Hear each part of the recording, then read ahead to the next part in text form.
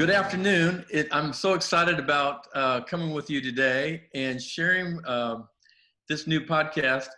Before I introduce our guest, I wanted to give you a promo about our new book, Leaving Your Life Imprint. Comes out on April the 4th. And I'm really excited. We're going to have friends and family all come. It's going to be at Christ Church. So we're really excited about the book. It's taken about 2 years to write this thing, and it's birthing now as we're talking. It's getting to the publisher, and we're excited. So Amazon.com will have that. But today, I wanted to share an imprint with you with a friend of mine that I've known for neither he or I probably won't admit how many years, but a long time. Dear friend.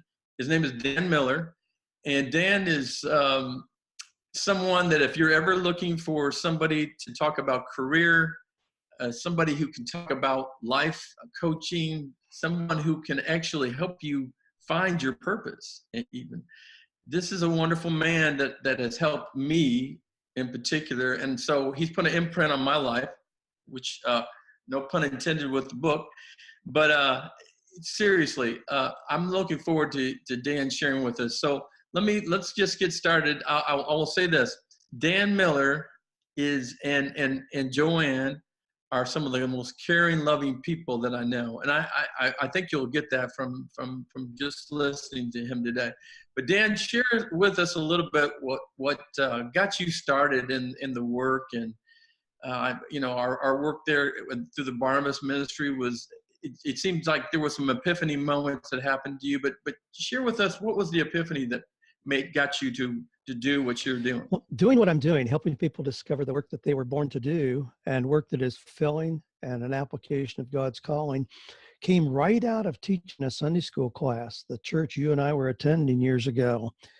And it evolved in a way that I never intended what I was doing just for ministry and teaching the Sunday school class to turn into what I did work-wise. But the needs seemed to be so great. I mean, people came to that class from other churches and then from other states. We moved it from a Sunday morning to a Monday night, so we wouldn't have the interference of sermons around it, had more extended time, and it just grew. And in that period of time where I was figuring things out myself, where I was coming back from a really devastating business crash myself, but in learning the principles, as so often is true, we learn best what we're teaching, or we're drawn to teach what we are learning at the time, I guess. And that was really how that evolved. And so in helping people through their own career transitions while I was going through one of my own, developed into this material more and more. And now for the last 30 years, that's exactly what I've done, is to help people in going through these relentless times of transition that we all hit, and just helping figure out, what should I be doing in this next season of life as it relates particularly to work and career. Mm-hmm. It's interesting. If you knew Dan's early childhood upbringing, you knew that he was a man of work.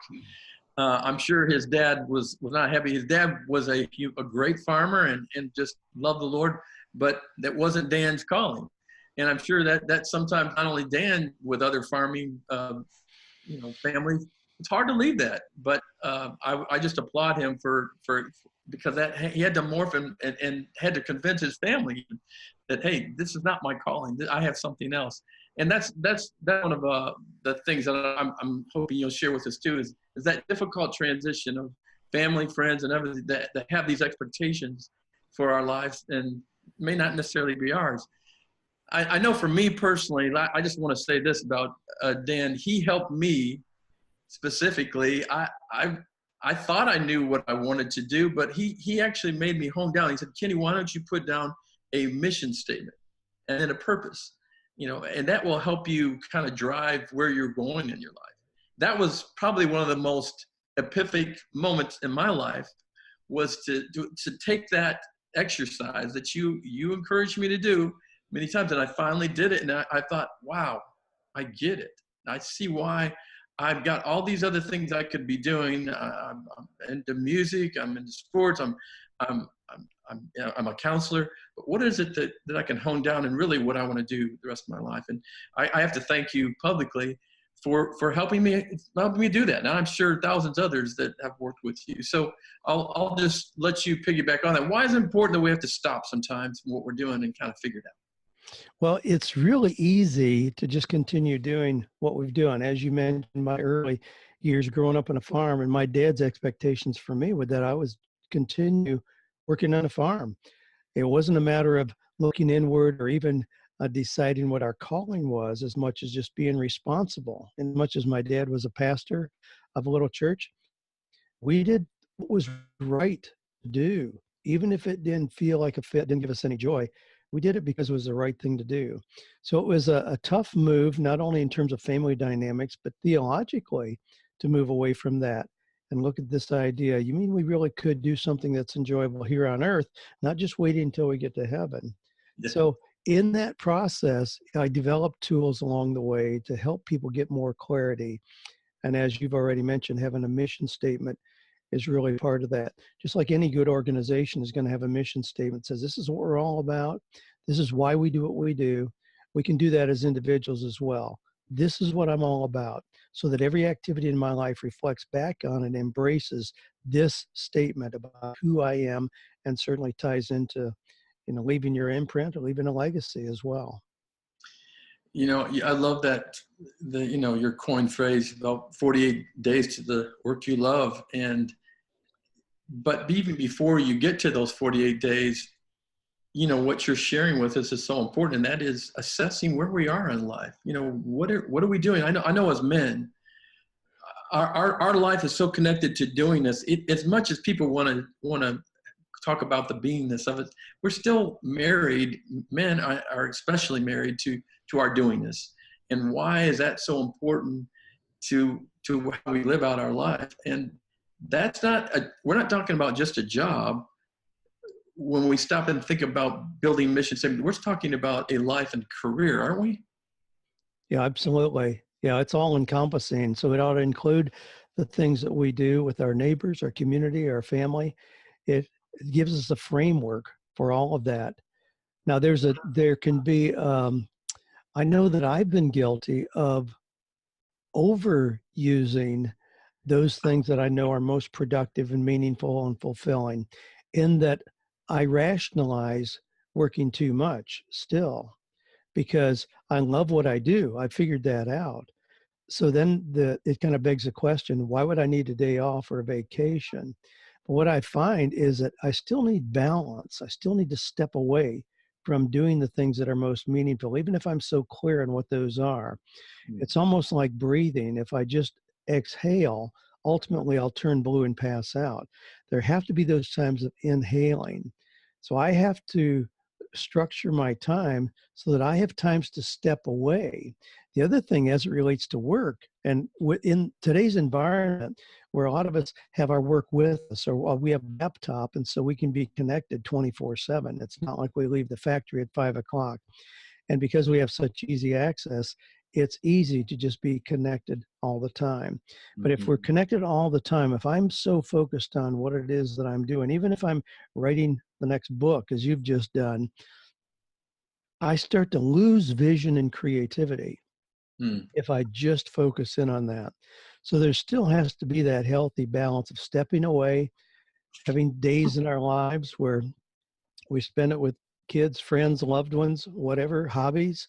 And so I'm still at this point learning how to do that. And I have the pleasure of working with other people and helping them figure it out as well. Well, I think you've hit on a really important part. I know in my own life, I'm a dreamer, and it's good, but having 4 different companies has been very challenging. And you have a wife like I do that says, hey, that's great, but there's other parts of living too, not just dreaming and accomplishing goals. I met most of my goals, thank the Lord, but at what cost? At some point I have to say, okay, I need to spend more time with my family. There's time I need to spend the time just for my own self and self-reflection. When I think about it's interesting, Dan, you talked about the busyness of life and social media. I hope people are listening to this part because it really touches my soul. Sometimes we get so caught up in social media, we can lose relationships. We can lose time with each other. And those simple truths that were passed down from your father, my father, our grandfathers, of spending time in story and reading and reflection and with family. And I look at our divorce rate. It's still pretty consistent, but I think people are losing connection. And I think that's another issue of, I know I do some life coaching too. And my big thing is, don't get so caught up in the everyday rat race of social media that where you no longer can recognize who your friends are, who your family is. I know with women, especially, I know you've probably worked with a lot of women as well as men, and they're huge in the workforce now. They're not just in traditional roles. So how do you deal with people that are dealing with this aloneness in their life and trying to find out, that their job isn't the only thing, that meeting their goals is not the only thing in life? How do you incorporate that in your work? Now, in 48 days, the overall message there, I look at 7 different areas of life where we want to identify what does success look like. So it's going to include things like personal development, social connections, physically, spiritually, as well as career, finances, the more traditional ones. And a lot of times when people think about setting goals or being intentional about anything in life, it's just about those things that are quantifiable, like how much money did I make and am I going to get a promotion this year? But it's really healthy to look beyond that at those other areas. What are you doing to become healthier, more successful physically, as an example, or in personal development? So we need to step out of just work as being the only definition of us being successful. Now, with social media, it's easy to have the appearance of being really connected and yet in having relationships that are only an inch deep. Mm. I encounter a lot of people who may have 200,000, Facebook connections or Twitter followers, and that they have no trusted relationships. They have nobody that would ever speak the truth in love or call them out on something. So I look for smaller groups of intimate connections where we really share life together. Mm-hmm. And I've been very intentional about putting together a couple different groups like that, where it doesn't have a big reach. It's never intended to grow and get large, but people that are really going to challenge me, people that are really going to support me as well. And that's where it gets meaningful. And it's real tempting in today's social media world to live on the surface and not have those relationships that you need at tough times in life. Well, and our Eagles group was an important part of my life. I was so busy that there was sometimes I obviously couldn't make the meetings, but if people walked in my shoes for a couple of weeks, they'd understand having 200 employees and then another business that had 50 employees and trying to still do life. It was a smack in my face to go, I need relationship. And as small as it may have been, that Eagles group was extremely important to me in terms of just the relationships, if nothing else, because I didn't have it because I was too busy. And so you're right. Stepping back, I had to step back and go, I agree with you. I need more friendships. I need more of those individual small groups in life to help support my own being. I also, just to kind of talk about the book first, I'm piggybacking on what you said. I realized one day when I finished with an attorney in my will, I just finished all the land, the buildings, the investments. I completed all that, signed on the dotted line, thought, wow, I feel a sense of real peace. And yes, I felt that, Dan, but I also felt like there was an emptiness there too, and that was story. I didn't even know my own story. And so that's really what my book is about, is to going back and realizing back into the 1700s, how did I get here? What were the people like that were before me that are flesh and blood? And it was amazing to just look and see all the lessons in life, the stories in life that I missed because I didn't take the time. But now I'm actually, through this book, I'm going to give to my kids a gift that they have never realized before, and that's heritage. And Mm-hmm. so I guess I share that to say I know it's important to you, and we'll talk more about this as we move on. But what's your idea about understanding our mortality and what we do with our time? Wow, that's a big question. Understanding our mortality. Well, you know, we had a pastor at Christ Church, Dan Scott, who helped me get a new perspective on our mortality. I was raised with the theology that we just kind of get through this time on earth. And then if we don't screw up too bad, we get to go to heaven and everything will be peaches and cream.